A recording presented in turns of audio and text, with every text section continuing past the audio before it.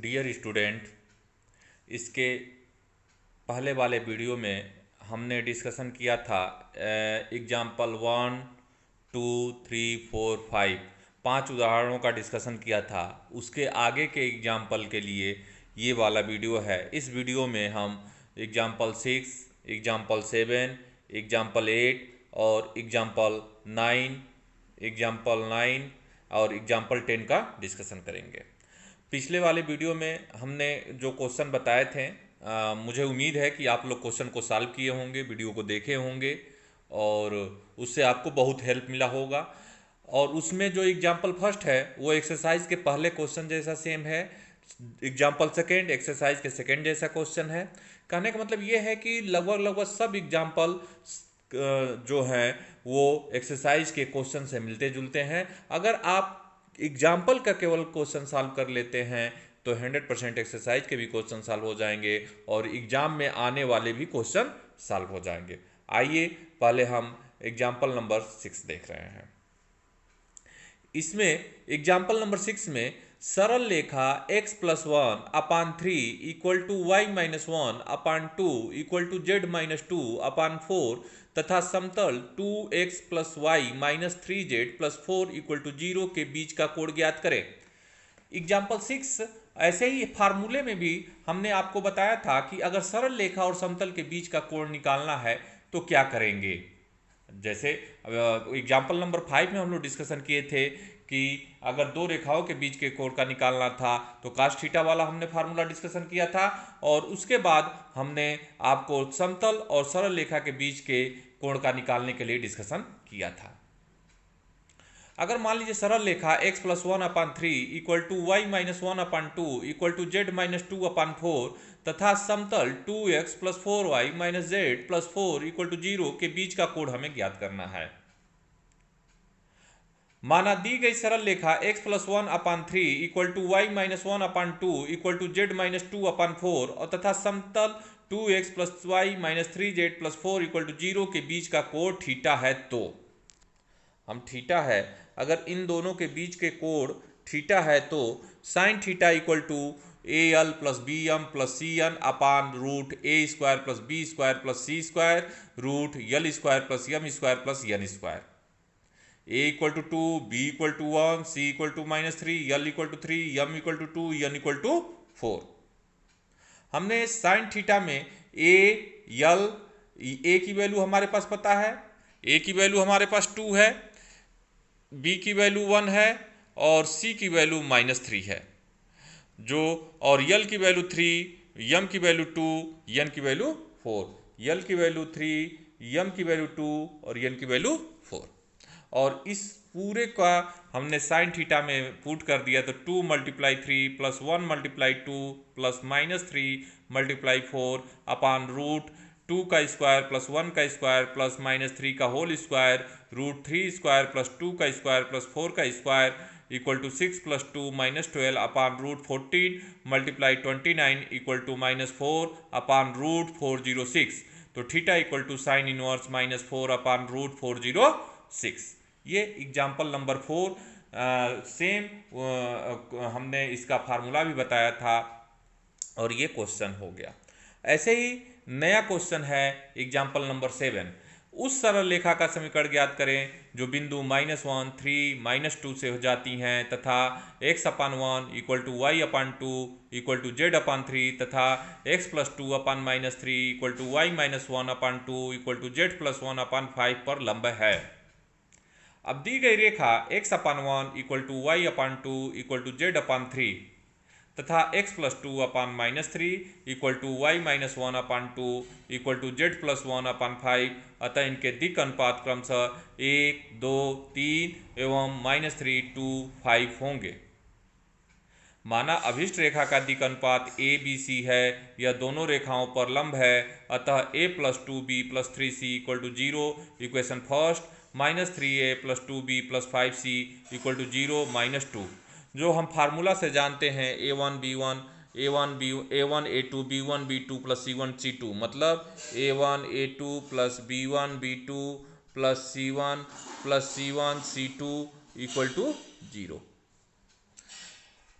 और इसको हम क्रॉस मल्टीप्लिकेशन से 1 तथा 2 को हल करने पर a/4 equal to b/-14 equal to c/8 implies that a/2 equal to b/-c equal to c/4 equal to k।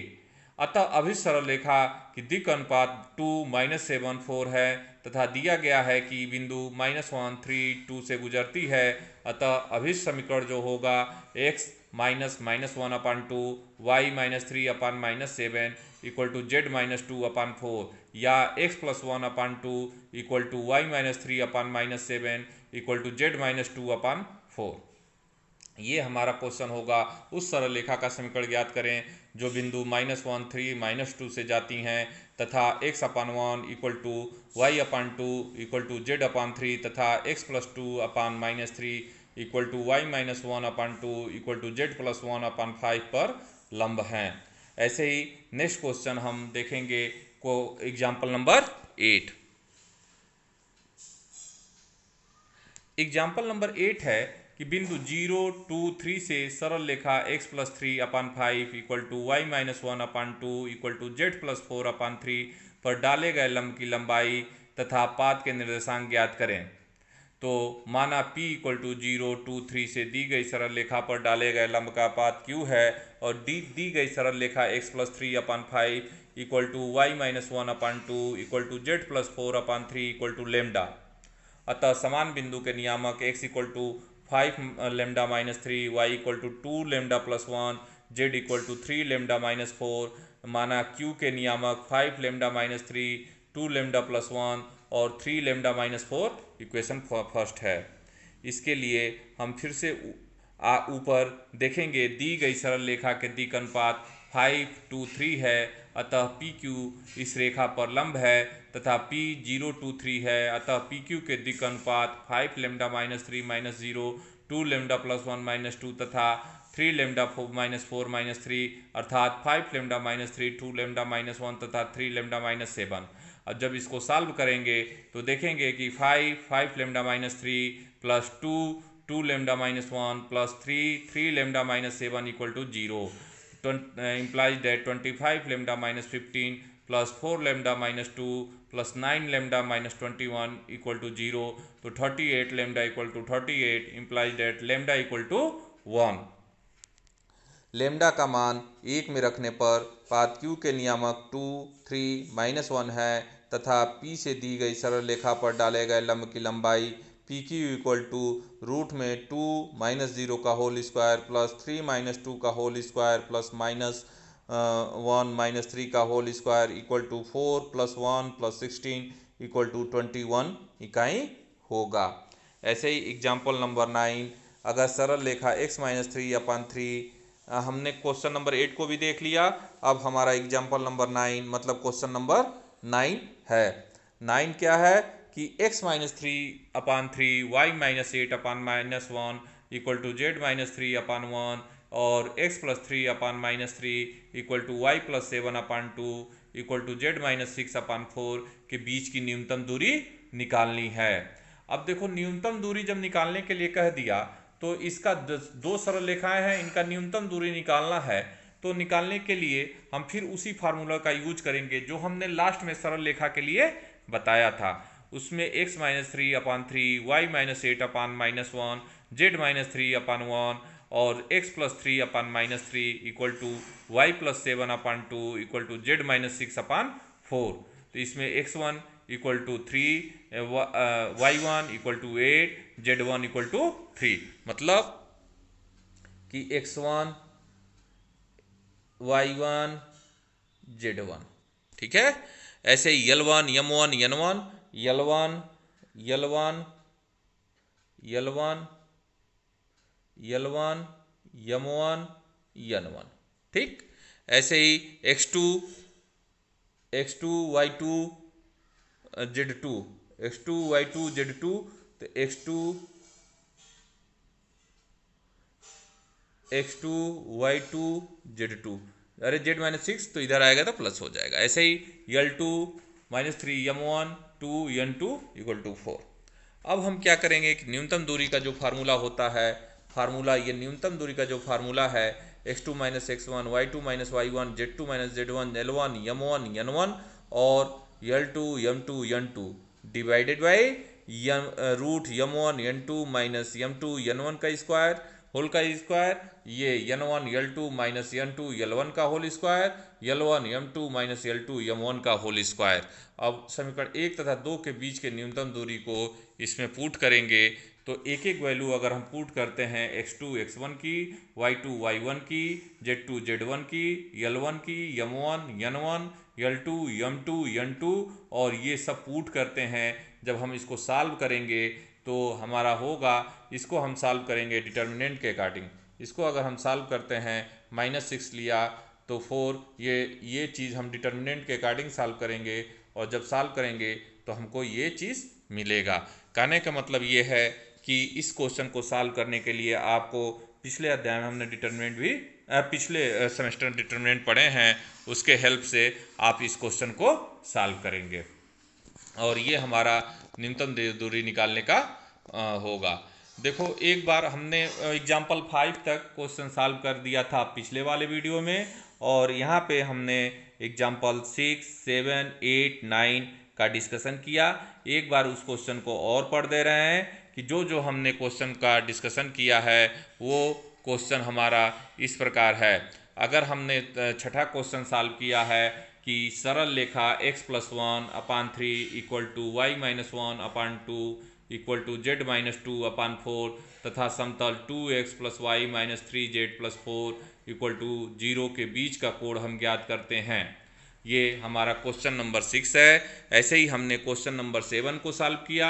7 था हमारा उस सरल रेखा का समीकरण ज्ञात करें जो बिंदु -1, 3, -2 से जाती है तथा x/1 equal to y/2 equal to z/3 तथा x + 2/-3 equal to y - 1/2 equal to z + 1/5 पर लंब है।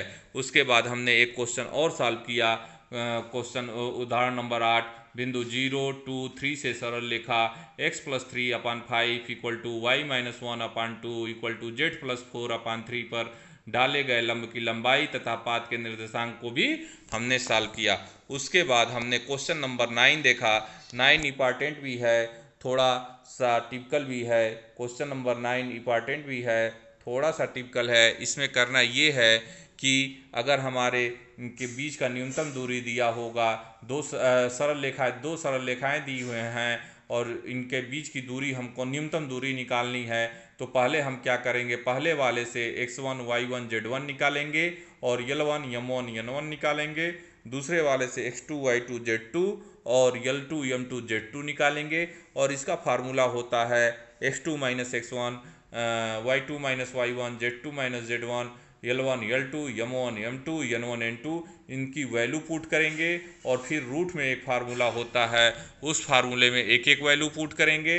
उसमें m1 n2 m2 n1 का whole square plus n1 L2 n2 L1 L2 m2 minus L2 इसमें पुट करेंगे और इसको डिटर्मिनेंट के अकॉर्डिंग सॉल्व करेंगे।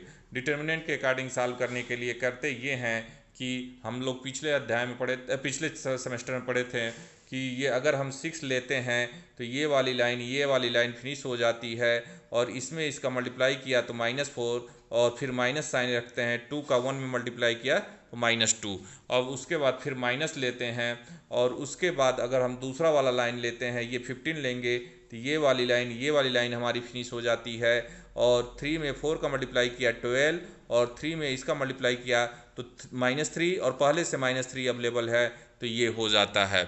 और ऐसे ही अब फिर हम क्या करेंगे, 3 लेंगे। जब 3 लेते हैं तो ये वाली लाइन और ये वाली लाइन फिनिश हो जाती है और इसमें 3 में 2 का मल्टीप्लाई किया 6 और -3 में -1 का मल्टीप्लाई किया 3 और माइनस इसमें पहले से अवेलेबल है और उसके बाद इसमें -4 -2 का होल स्क्वायर किया तो 36 हो गया और -3 -12 का होल स्क्वायर किया तो 25, 6 - 3 इसका होल स्क्वायर किया तो 9 हुआ। जब इसको हमने सॉल्व किया तो 36 + 225 + 9 अपान √270 इक्वल टू 270/270 जब हम डिवाइड किए तो 330 इकाई होगा।